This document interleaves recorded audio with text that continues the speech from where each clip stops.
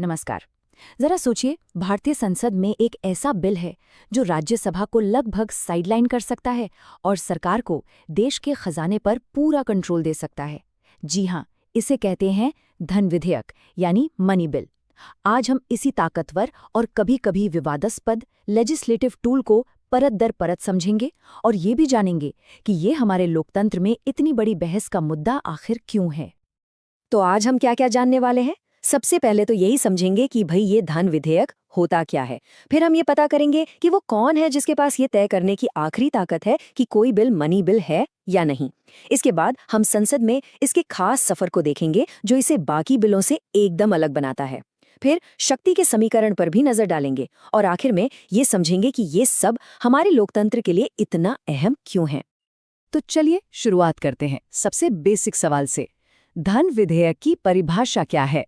देखिए, किसी भी चीज को समझने के लिए उसकी बुनियाद जानना बहुत जरूरी है और मनी बिल के मामले में इसकी परिभाषा सीधे हमारे संविधान के अनुच्छेद 110 से आती है। तो आखिर ये धन विधेयक है क्या? अगर बिल्कुल आसान शब्दों में कहें तो ये सरकार के पैसे से जुड़ा कोई भी बिल है, जैसे कि कोई नया टैक्स लगाना हो, सरकार के खर्चों को मंजूरी देनी हो या देश के खजाने से जुड़ा कोई भी बड़ा फैसला लेना हो। ये सब धन विधेयक के दायरे में आ सकता है। इसकी पूरी डिटेल हमारे संविधान के अनुच्छेद 110 में दी गई है। लेकिन यहाँ एक बहुत जरूरी बात है, हर फाइनेंशियल बिल मनी बिल नहीं होता। अब जरा बाईं तरफ देखिए। अगर कोई बिल बड़े वित्तीय मामलों जैसे टैक्स लगाने, हटाने या सरकार के उधार लेने से जुड़ा है तो वो मनी बिल है।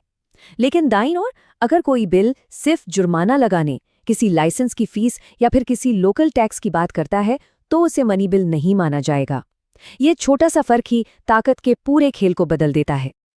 अच्छा, परिभाषा तो हमने देख ली, पर सोचिए अगर इस पर कोई विवाद हो जाए तो कौन है वो गेटकीपर जो ये तय करेगा कि कोई बिल इन शर्तों को पूरा करता है या नहीं?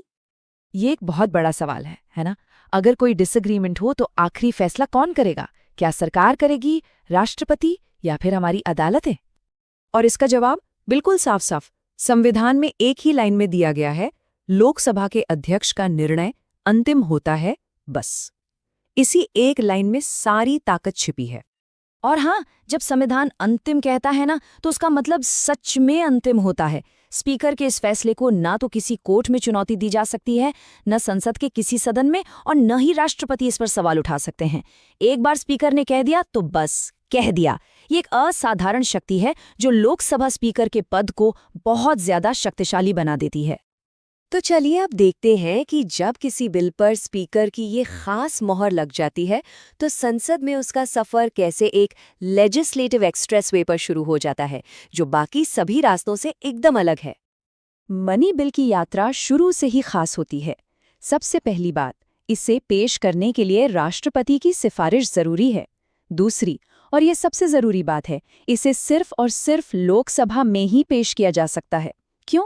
क्योंकि लोकसभा सीधे जनता का सदन है और पैसे से जुड़े मामलों पर पहला हक उसी का माना जाता है। इसे हमेशा सरकार का कोई मंत्री ही पेश करता है और लोकसभा से पास होने के बाद ही ये राज्यसभा के पास जाता है। अब हम आते हैं इस कहानी के सबसे दिलचस्प, सबसे ड्रामेटिक मोड़ पर, जब ये बिल राज्यसभा पहुंचता है। यहीं पर शक्ति का पूरा समीकरण बदल जाता है और ये साफ हो जाता है कि धन विधेयक कितना अनोखा है। 14, बस ये एक नंबर याद रखिए। यही वो संख्या है जो राज्यसभा और मनी बिल के रिश्ते को तय करती है। सिर्फ 14 दिन। जहां आम बिलों पर महीनों बहस हो सकती है, वहीं मनी बिल पर राज्यसभा को अपनी बात रखने के लिए सिर्फ 2 हफ्ते मिलते हैं। ये कोई मामूली टाइम लिमिट नहीं है, ये एक बहुत शक्तिशाली नियम है। तो होता क्या है इन 14 दिनों में? अगर राज्यसभा इस टाइम में बिल को वापस नहीं करती तो ये अपने आप मान लिया जाता है कि उन्होंने इसे पास कर दिया है, चाहे वो सहमत हो या ना हो। मतलब उनकी खामोशी को भी हाँ मान लिया जाता है। ये एक ऐसी व्यवस्था है जो राज्यसभा की शक्तियों को बहुत ज्यादा सीमित कर देती है।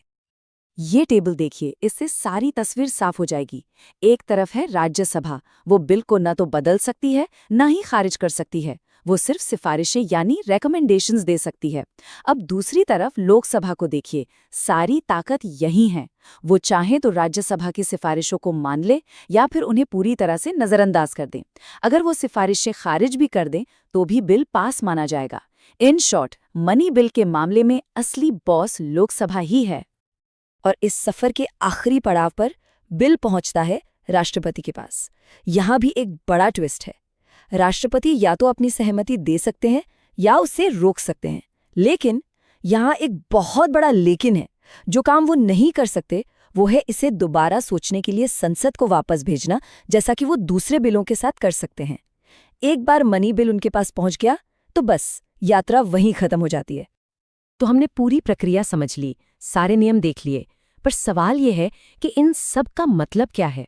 ये सब हमारे लोकतांत्रिक शासन और वित्तीय जवाबदेही के बड़े सिद्धांतों से कैसे जुड़ता है? देखिए, इस पूरी व्यवस्था के पीछे एक बहुत सीधा साधा सिद्धांत है। जनता के पैसे पर आखिरी फैसला जनता के चुने हुए प्रतिनिधियों का होना चाहिए, और वो प्रतिनिधि लोकसभा में बैठते हैं। इसीलिए वित्तीय मामलों में लोकसभा को सबसे ज्यादा ताकत दी गई है।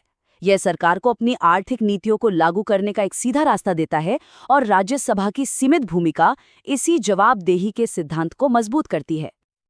और यहीं पर आकर हम एक बहुत बड़े सवाल पर रुकते हैं। जब एक बिल को इतना ताकतवर एक्सप्रेसवे मिल जाता है और उसे सर्टिफाई करने की आखिरी शक्ति सिर्फ एक व्यक्ति के पास होती है, तो क्या इसका गलत इस्तेमाल करके राज्यसभा को नजरअंदाज किया जा सकता है? ये एक ऐसा सवाल है जिस पर भारत में अक्सर बहस होती रहती है, और ये हमारे लोकतंत्र में शक्तियों के संतुलन के बारे में सोचने पर मजबूर करता है। इस पर सोचिएगा जरूर।